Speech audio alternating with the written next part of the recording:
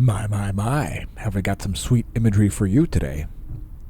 That's a slowed down series of images there. That's only 10 minutes of activity. We slowed it down to 10 frames per second. An impulsive M-class flare, that's a teaser for the coming solar flare section of the video.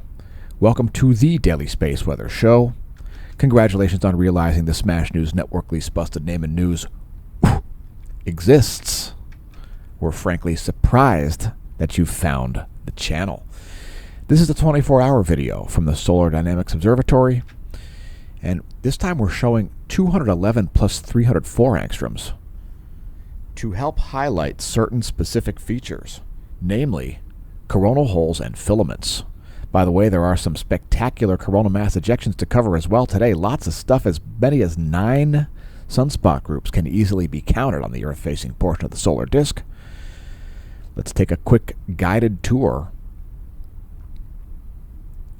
of the closest star. Here's the northern hemisphere, and you can see one CME erupting there. A Hyder flare happening there. That's that brightening you're seeing to the southwest of the Earth scale. That brightening is plasma splashing back down toward the solar surface. And we've got the Earth scale where it is to just highlight the size of those massive filaments.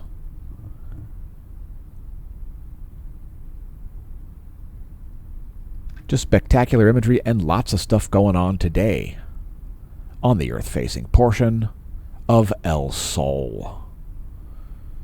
There you can see those filaments in their close-up glory. Here's the equatorial zoom.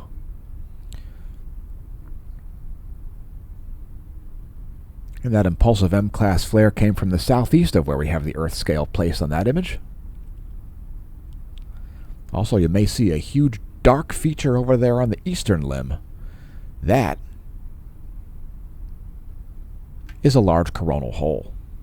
So it's straddling the equator with part of it there. We can expect some enhanced space weather in about 5 days from that. Also, new sunspots rising in the eastern limb. Again, we have 9 named sunspot groups. At least we did when I did show prep.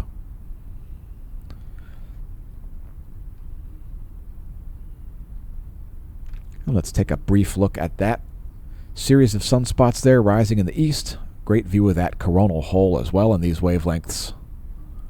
Ionized iron and ionized helium. Thank goodness for the Solar Dynamics Observatory. And here's that southwestern limb. That sunspot has an increased probability to produce large flares as it gets closer and closer to the limb. Our regular viewers would be well aware that sunspots are more likely to produce large flares at the limbs than they are in the center of the solar disk, a phenomenon often referred to as the Earth-facing quiet. Some people call it the Earth-facing quiet effect. I don't know. I'd like to call it the Earth-facing quiet, as it's probably an effect of the intrinsic properties of what stars are made of. So there's a close-up of that sunspot. And that M-class flare, like I said, it only lasted 5 minutes about. And don't worry, we'll show you some more fresh imagery of that a little bit later on in the video. First, the SDO continuum. That's All Saints Day and All Souls Day to date. By the way, happy All Souls Day, November 2nd. It's like the Protestant answer to the Catholic holiday of All Saints Day, which is the Catholic answer to the pagan holiday of All Hallows Eve. You got All Hallows Eve, then you've got All Saints Day, then you've got All Souls Day. Happy All Souls Day. It's for all souls.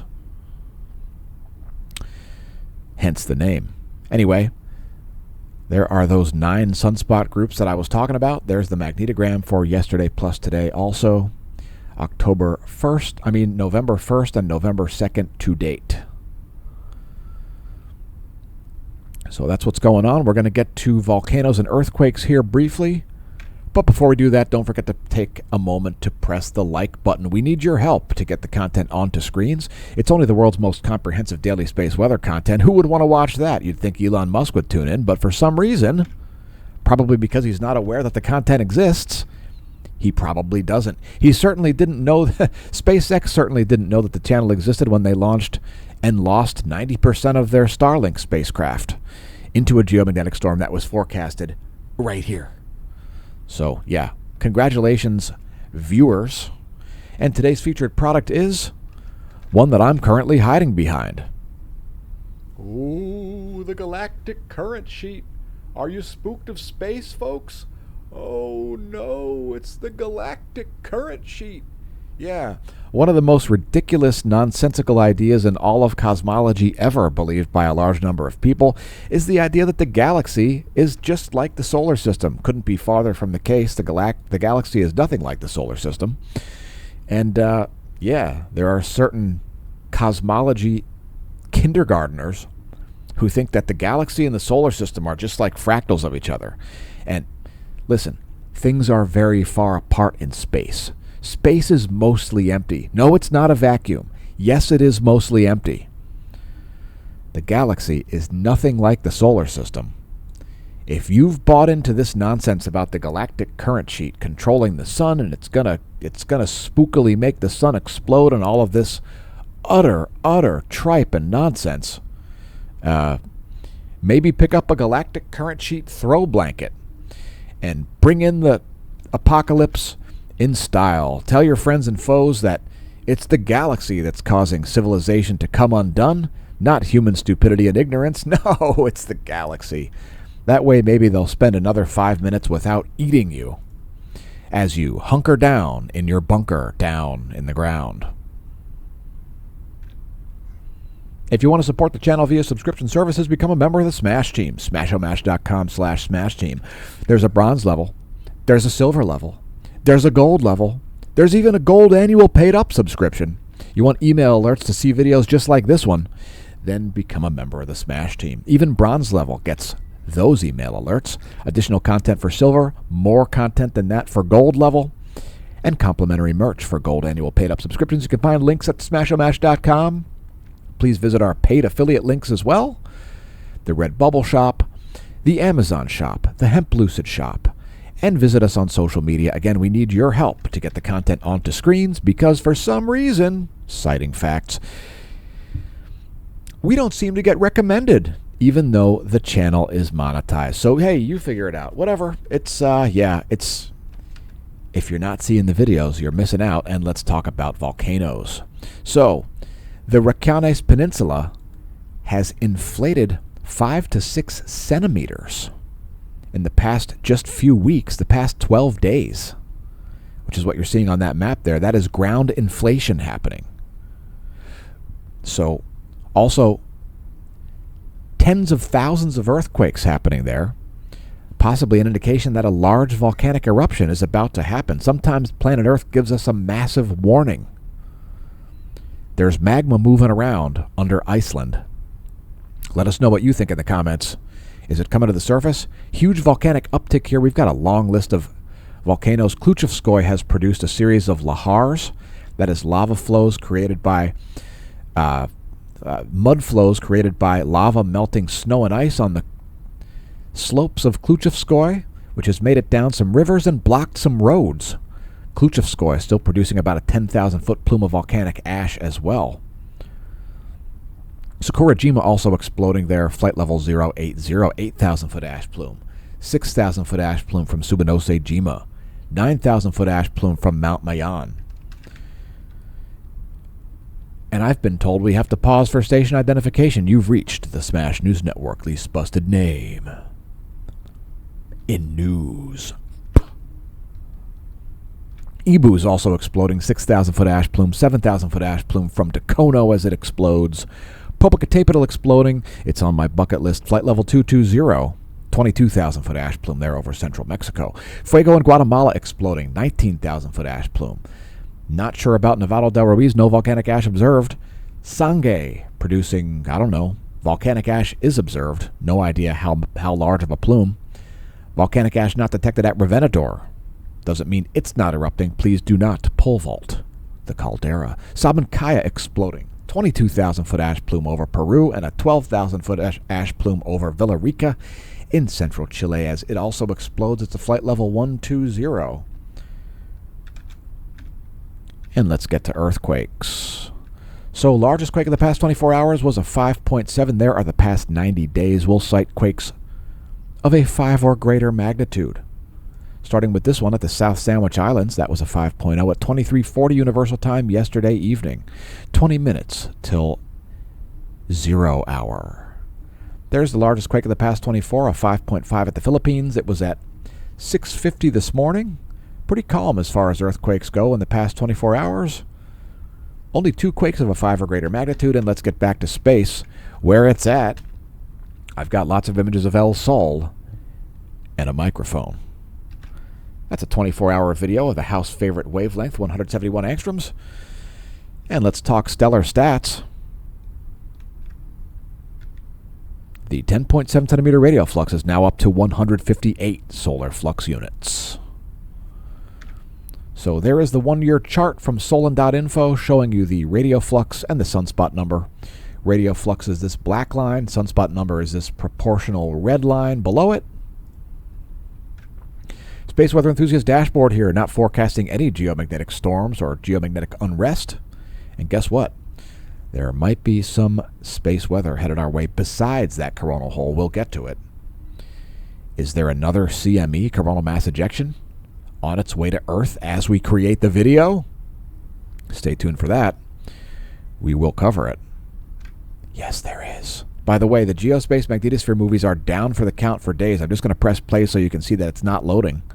There you go. Not working there. Something going on at University of Michigan, I suspect. Maybe drop them an email. You can find those email addresses at the Geospace Magnetosphere Movies page. Same thing with the Ground Magnetic Perturbations map. They're both based on the Space Weather Modeling Framework, University of Michigan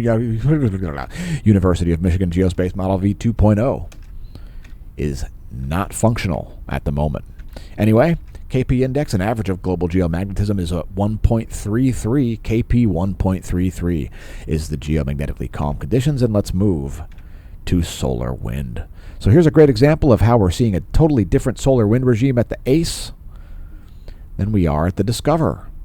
Check it out. At the ACE, it's only 384 kilometers per second. At the Discover, it's more like 480 kilometers per second. So a significant difference in solar wind velocity there. Also the density. Density at Discover about 1.7. Density at ACE more like 2. So anyway, those two spacecraft both orbiting Lagrange point 1 about 1 million miles toward the sun, in between Earth and sun, orbiting that gravitational equilibrium point. We'll call out the Discover's numbers. 474 kilometers per second for the solar wind velocity. Solar wind density, it just popped up to about 5.4 protons per cubic centimeter, which is the main signal here, more like 6. So more like 6 protons per cubic centimeter is the consistent signal there over the past about 10 hours. Next, our GOES magnetometers there, pretty smooth, no space weather coming in, no major changes happening in the Earth's magnetosphere. The GOES 16 and GOES 18 are in geosynchronous orbits, orbiting near equatorially. They're at about 23,500 miles of altitude, the outer portion of the outer Van Allen belt. Next, top view ecliptic plane field plot, and we are seeing the sector boundary crossing here moving back to the east a little bit, right at the end. So it could be an indication that we'll see a new sunspot form in the northern hemisphere. Or maybe one will rise, or maybe those groups in the northeast will grow. So that is a possibility based on that data. We've been looking at it for years. If you want to forecast what's going to happen next, that is one way to do it, the top view ecliptic plane field plot. Here's our line of sight field plot. Here the coronal fields are depicted in red and green. Those are the solar polar fields. Red for south, green for north. Solar B field in blue here, that's the field that goes through the magnet, this magnet being the sun, and then the solar photosphere in grayscale there, the gong magnetogram. We also have recently started showing the line of sight ecliptic plane field plot. Things are pretty smooth over there on the east side here. Only a minor variation happening there. And let's move to coronal holes. So coronal holes will continue to be a big story for the next, 2 years. We've had a shortage of them throughout this solar cycle, and we're seeing an uptick just as you would expect as we get closer and closer to solar maximum, which is now expected, by the way, sometime around September of next year. So that is consistent with the level of activity that we're seeing, likely to see a much more significant solar sunspot cycle than cycle 24, much stronger cycle than the ultra-weak cycle of solar cycle 24. Anyway, that's our line of sight coronal hole plot. We're going to show coronal holes from the SDO's perspective. There's the last image from that. We do see some North Pole coronal holes here, just making it over the eastern limb. So, here we go. And at the moment, these are all south. So these are south. This one here is south. Over here we've got north, and then way over here we've got north. So kind of right in the middle of a South Pole-oriented current sheet right now. And yeah, that's the SDO 211 angstrom wavelength.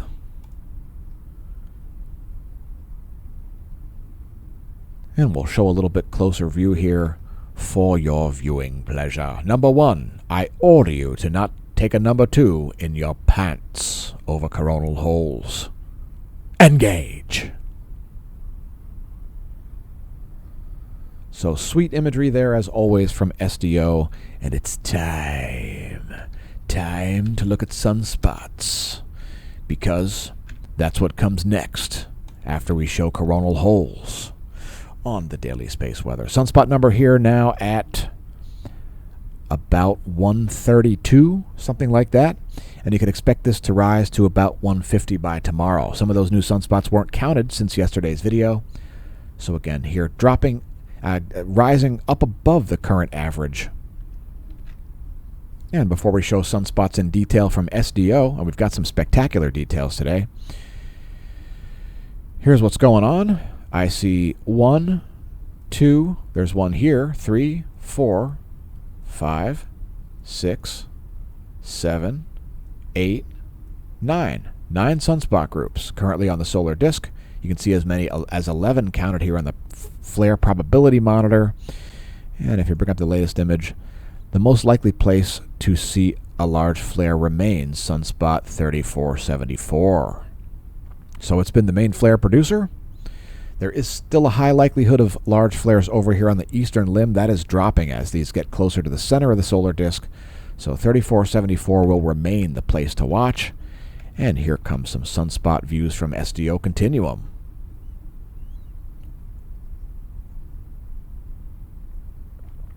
So as you can see, once again, 1, 2, 3, 4, 5, 6, 7, 8, 9, make it 10. How about 11? Yeah, there's a new sunspot that just rose right there also. So that's actually 11 sunspot groups, folks. So expect an uptick to about 150 sunspots by tomorrow's daily space weather video. And if you're mad about each sunspot that forms, you may want to seek psychiatric help. You might be nuts. Or you might just want to leave the cult that has appealed to your time of emotional weakness or whatever's caused you to be in a cult. Please don't be in a cult. Remember, folks, the features of a cult are 3. You have to have a living leader, you have to have belief in utter nonsense, and it has to be harmful. So those are the main features of a cult. There is the SDO magnetogram, and we're going to show some intense close-ups here. So 11 sunspot groups. We just counted them right before your very eyes. And this sunspot's kind of big with the penumbra, which is the area of angled lines there around the darkest feature, the umbra. With the penumbra, it's significantly larger than planet Earth. So that's actually 3 sunspot groups there appearing. You can see one just rising up in the northeast there, northeast of the Earth scale. Just to the east of the Earth scale, those are 2 separate sunspot groups. And we are seeing a little bit of growth and then a little bit of degradation in that group. So that's nothing too special there. And here's the group that's been producing those flares. Sunspot 3474. Not too shabby. And we'll also show the magnetogram.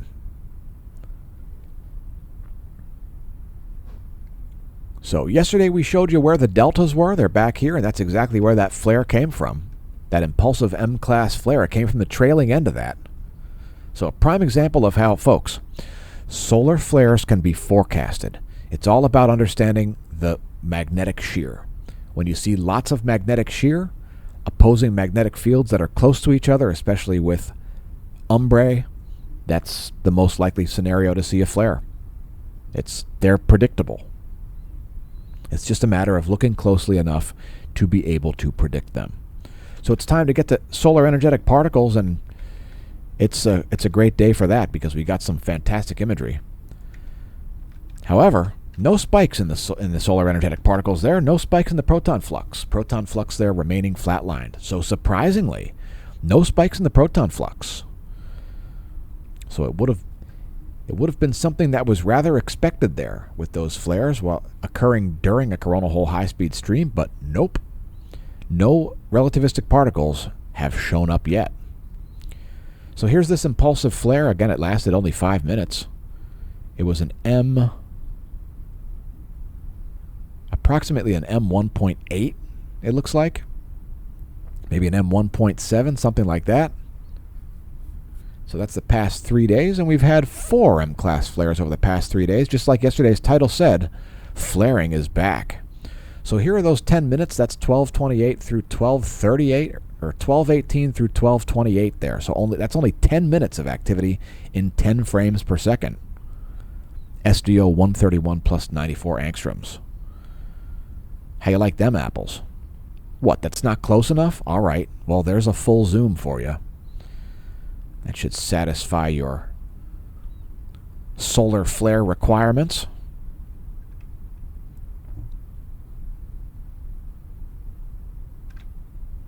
And here we've put together 335 plus 304 angstroms. And now you can see the filament activity a lot better.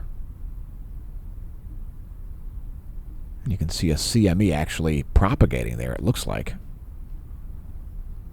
And we'll get to CMEs in a minute. You might be interested to see what's going on. We've also put together 211 plus 193 angstroms.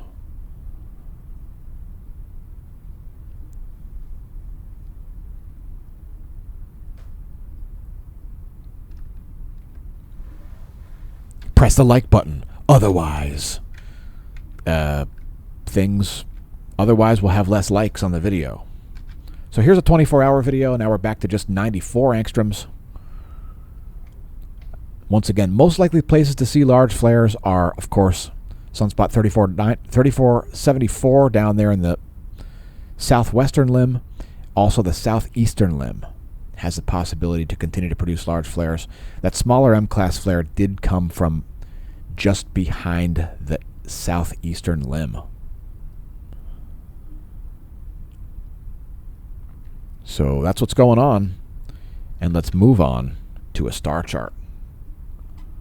So don't chart when you see a star chart. The sun has just set over Lehigh Valley, Pennsylvania. That's where we're located. This star chart is from skyandtelescope.org.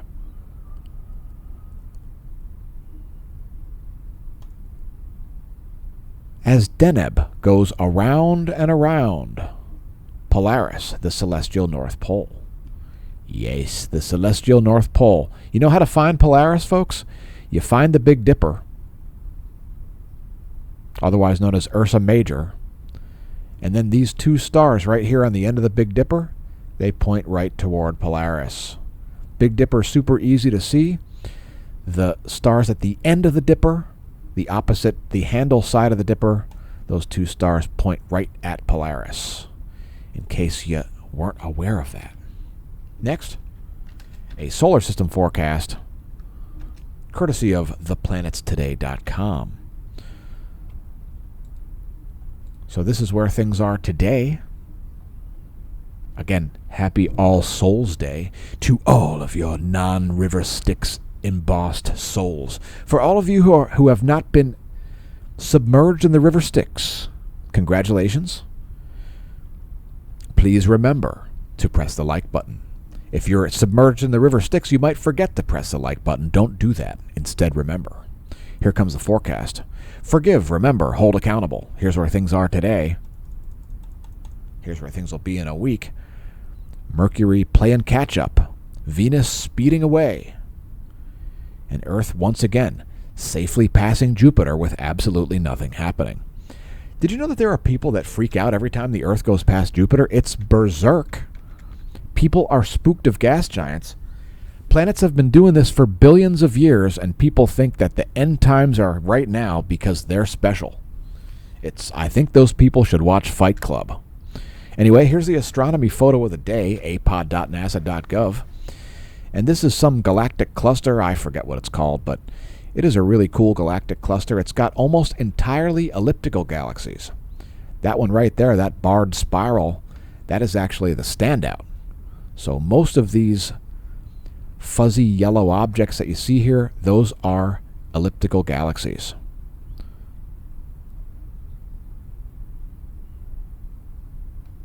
So it's a pretty cool galactic cluster there.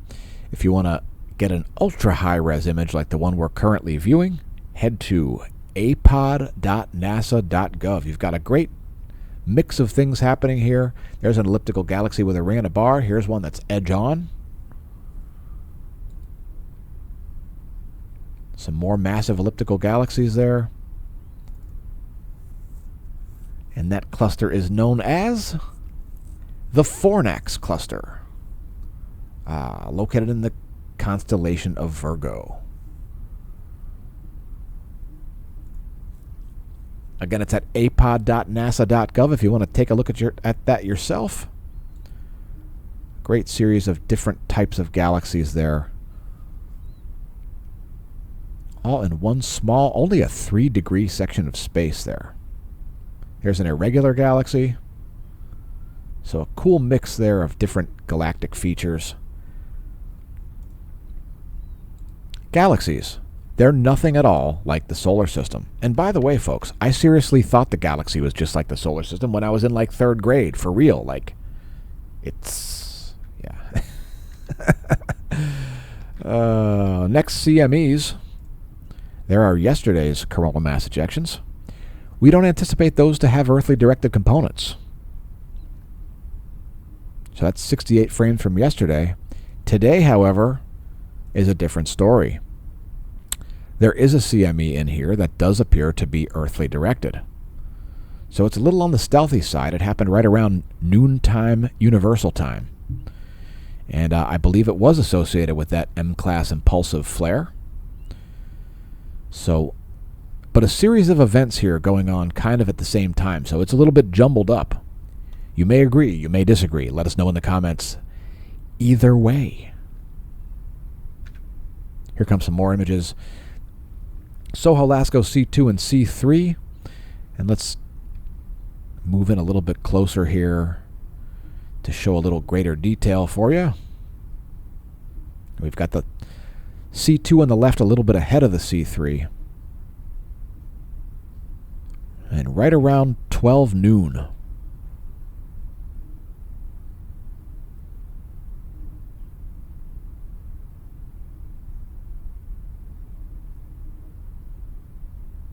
So it's pretty stealthy, but the thing is, folks, when a CME is narrow, it can be obscured behind the obscurement disk. So that's what I think is going on here, because it certainly looked like a CME did erupt. And so that event on the east side, that was from behind the solar limb, but there's a second event kind of going on around the same time as that starts to dissipate.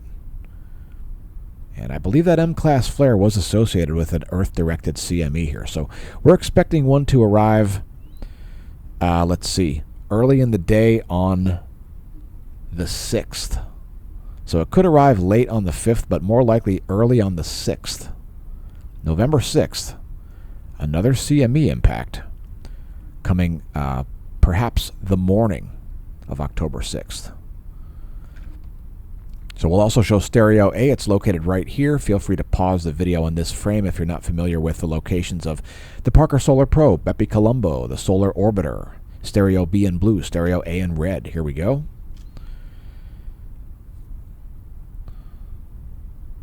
So there's one out of the north, and you can see a bit of a halo there on the difference imagery. That is a stealthy CME. We have been like 12 for 12 on our coronal mass ejection forecasts in the past month or so. So don't doubt me, or feel free to doubt me. I don't care. Doubt me if you like. Do whatever you like. I do not care. But that's what I'm looking at. Those look like facts to me. And let's take a look at our custom coronagraphs. We're going to zoom in a little bit closer to show you the plasma motions that look like there is likely an Earth-directed CME. I mean, guess what happened, folks? Here's what happened. When stereo A and B were like right in line with the Earth, it raised my game. I had to use different ways to determine if coronal mass ejections were earthly directed because I didn't have the luxury of having stereo A. So, you know, adversity. Form follows function, folks. Form follows function. So, exciting stuff. Another CME headed right toward me. So right in this area, you're going to see some motions.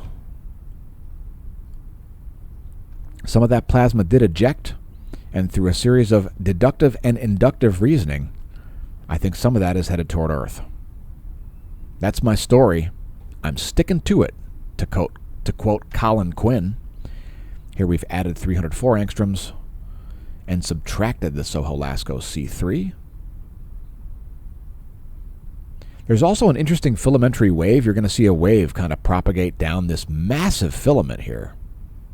Really cool stuff.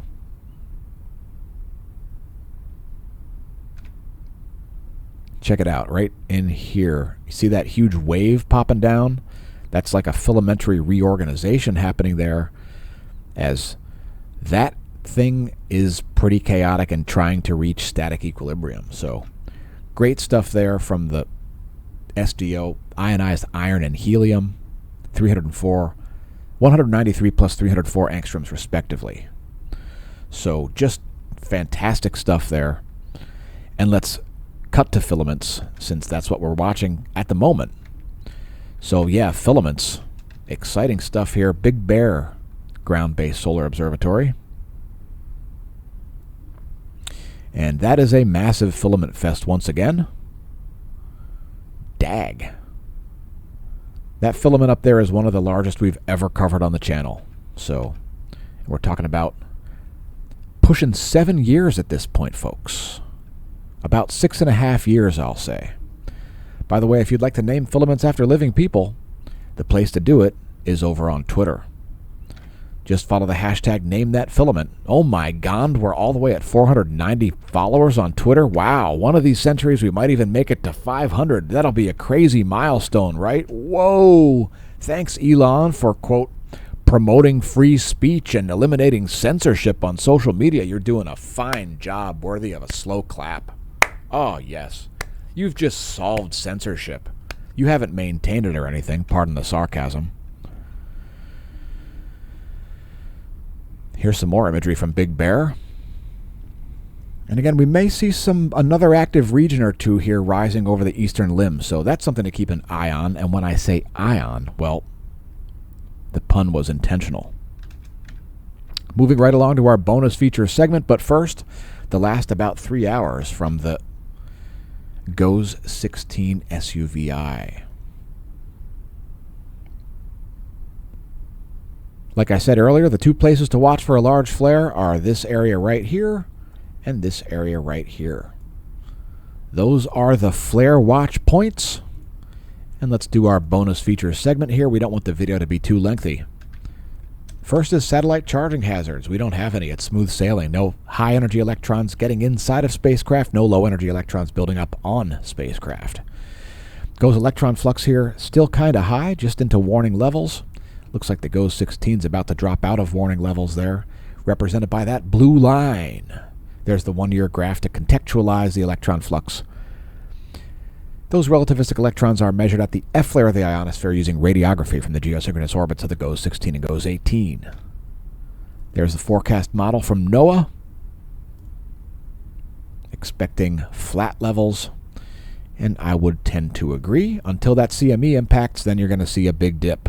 Erroneous electron flux readings is what will happen, especially if a geomagnetic storm is sparked by that CME impact, likely to arrive early in the day on November 6th.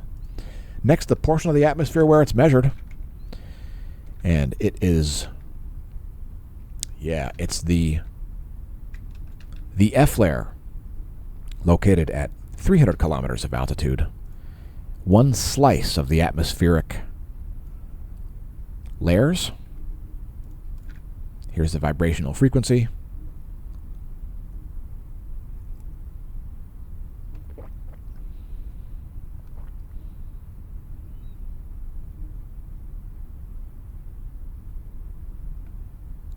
And things are looking pretty normal there in the ionosphere.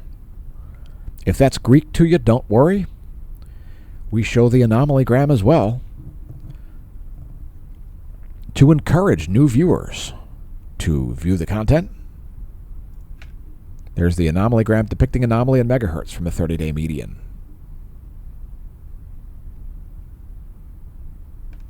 So, keep in mind we are still having a coronal hole high-speed stream impact.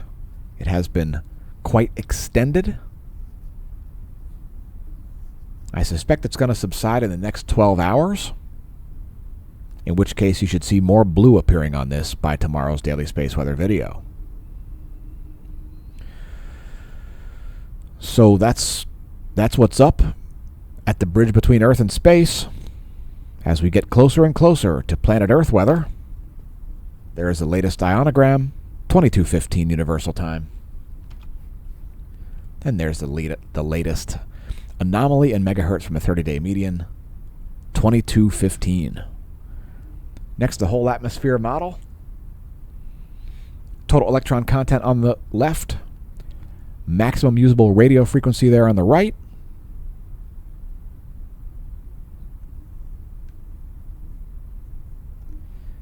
No, the galaxy is still not going to kill you.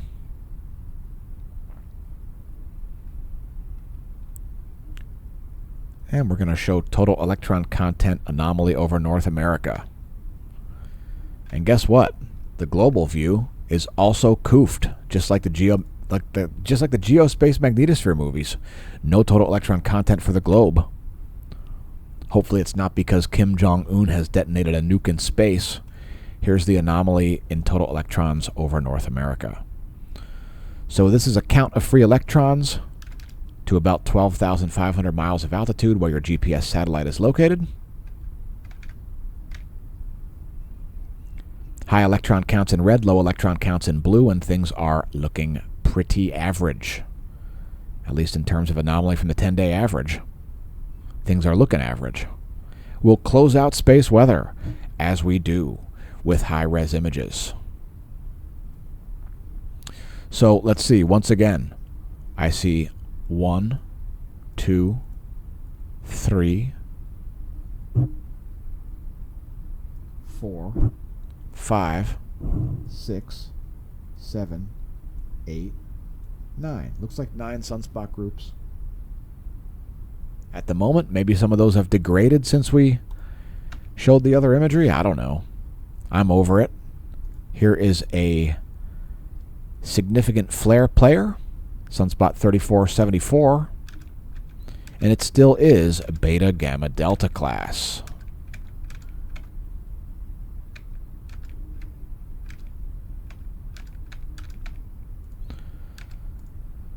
Let's check these groups over here while we're at it. So that's actually 3 different sunspot groups there. The leading one, this one here, is beta gamma class. This trailing one is beta gamma class. This one back here looks more complex. It's a little too hard to tell. I suspect it's beta gamma delta class, but it's at least beta gamma class. Whoops. And let's see. These groups are unworthy of further analysis. They're all at least beta class, except for maybe this one. That one's just alpha class. Oh, you know what? There's a new one up there, too. So that makes 10 groups that we just counted. So at least 10 sunspot groups. And is that one there also? No. So at least 10 new sunspot groups. I mean, at least 10 total sunspot groups. Probably 3 or 4 new groups until yesterday. Sunspot number will be getting back up to around 150. Anyway, let's switch to Earth weather. And we're going to start out by looking at ocean currents. So just ocean currents today to start things off. And no, I don't know the names of them. But there's the one that goes around Antarctica. Here are the currents of the Indian Ocean.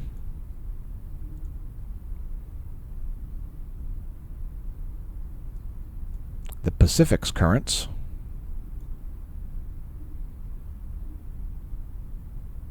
By the way, the color gradient depicts speed, and then the animation also depicts speed. And then you've got the Atlantic. There you go. A quick look at the Gulf Stream, which is still making it to Ireland and Iceland. The Labrador Current is flowing toward the Beaufort Gyre, not toward the North Atlantic. And last but not least, the Arctic. Not a lot of currents in the Arctic. It is largely closed off as there has been ice closing off all routes of passage. Let's switch to standard meteorology stuff.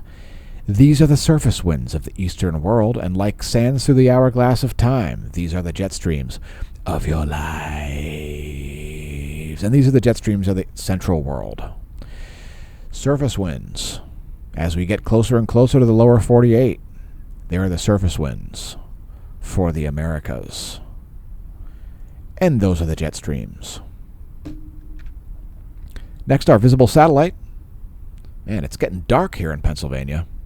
I better speed things up. So that's the visible satellite as darkness falls on All Souls Day. And I figured I'd show you the visible satellite of the mighty Mississippi River Valley.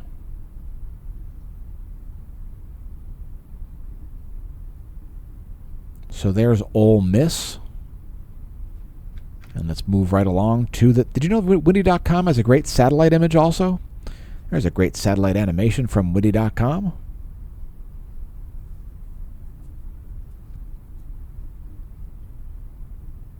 And let's move along to the weather.gov map. We'll scroll down and show you the key. Still got some freeze watches there, freeze warnings in parts of Georgia. And here comes some weather forecasts courtesy of Tropical Tidbits. TropicalTidbits.com is where we typically use our forecasts. This is the 72-hour GFS model for pressure and precipitation. Heavy rains coming to the Pacific Northwest and the Northern Rockies, especially the Pacific Northwest. Here is the temperature anomaly forecast in degrees Celsius for that same period, the 72-hour GFS model. The cold in the east is subsiding in the coming days. Last but not least, the jet stream, the thing that's actually in control of your weather as opposed to mankind. Mankind, completely unable to control large-scale weather patterns. But there's the jet stream, the 250 millibar winds, 72-hour GFS model. Lightning, and we've zoomed out our lightning map because we're going to see less and less lightning over North America. Look at all the lightning kicking up over South America. Dag. That is berserk.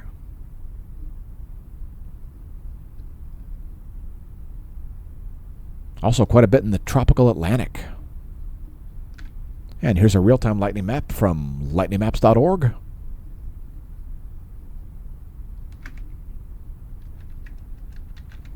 And I must pause for station identification. You've reached the Smash News Network, least busted name in news. I apologize, I've pressed a wrong key. All right. Lightningmaps.org, that's the key I meant to press. That is where your current lightning strikes are at the moment of producing this video. We'll close out with U.S. Doppler radar, visible satellite, and water vapor. So there's U.S. Doppler. I think that's the zoom level we use. It's the zoom level we will use. There is the visible satellite. And there is the water vapor. You can see another atmospheric river making its way across Montana. It's Pacific Ocean water. Anyway, here's the recap. The vertical motion in the air column for the lower 48.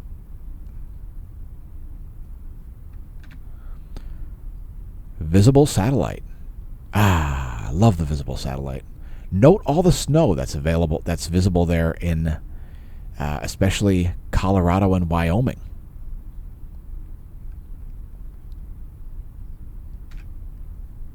And there is the water vapor map. So that's where it's time to close things out. Thanks for tuning into the Smash News Network, least busted name in news. Congratulations on realizing it exists. We'll see you soon. In the meantime, I'll have been your host, Dan, a.k.a. Smash-O-Mash, signing off. And may that solar wind be at your back. I'm going back to the bunker, because I'm spooked of space.